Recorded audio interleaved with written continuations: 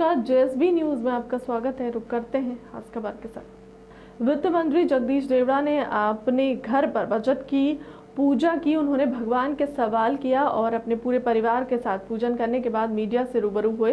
वित्त मंत्री जगदीश देवड़ा ने कहा कि हर वर्ग के लिए हितैषी बजट होगा, मजा आएगा, सर्व समावेशी होगा। इस बजट में हर वर्ग का ध्यान रखा जाएगा। कांग्रेस के कर्ज लेने के दावे पर कहा कि सरकार कमाई के मुताबिक ही कर लेती है। यह बात सरकार सदन में भी कह चुकी है। बार बार कांग्रेस का एक ही बात उठाना ठीक नहीं।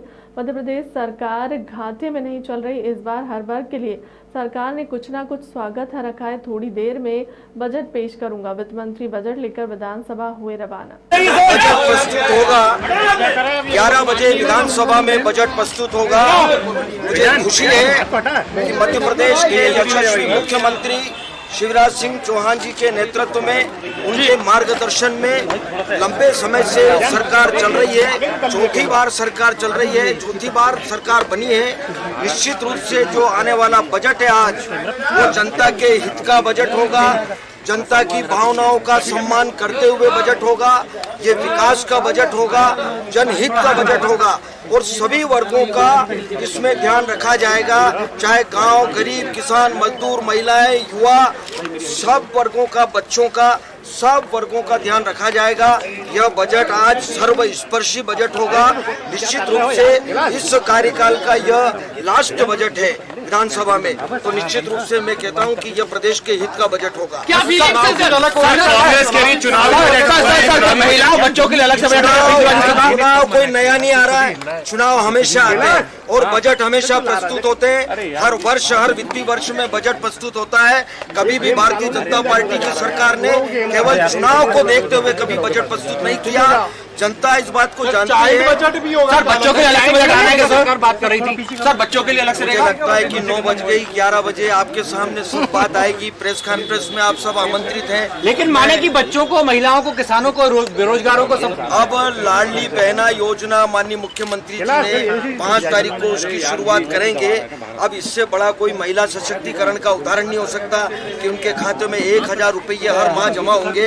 यह सबसे बड़ी बात है और सबसे बड़ा उदाहरण है। विशेष बजट का प्रावधान करेंगे। कांग्रेस के लिए पैसा है नहीं और बजट कैसे पेश कर पाएंगे?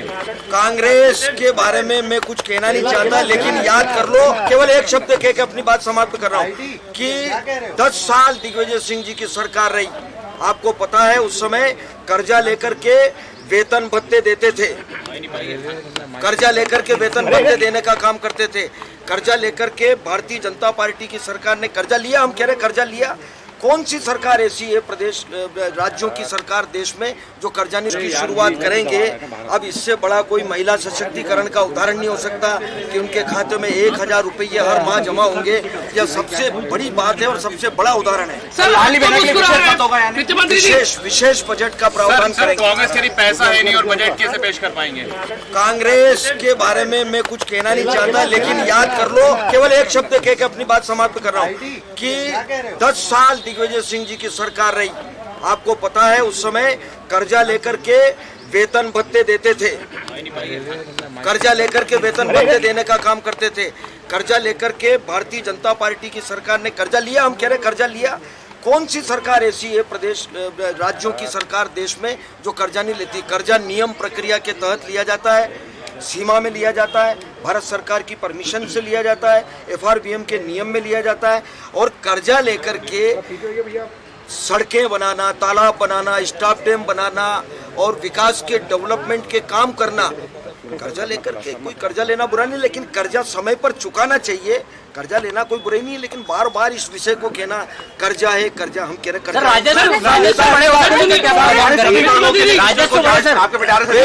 मैं कह रहा हूँ भावनाओं का सम्मान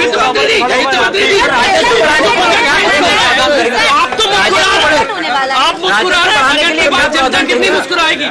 जनता भी पूरी मुस्कुराएगी। जनता संतुष्ट है और अपार स्नेह है भारतीय जनता पार्टी। क्या मन में फीलिंग्स बता दीजिए।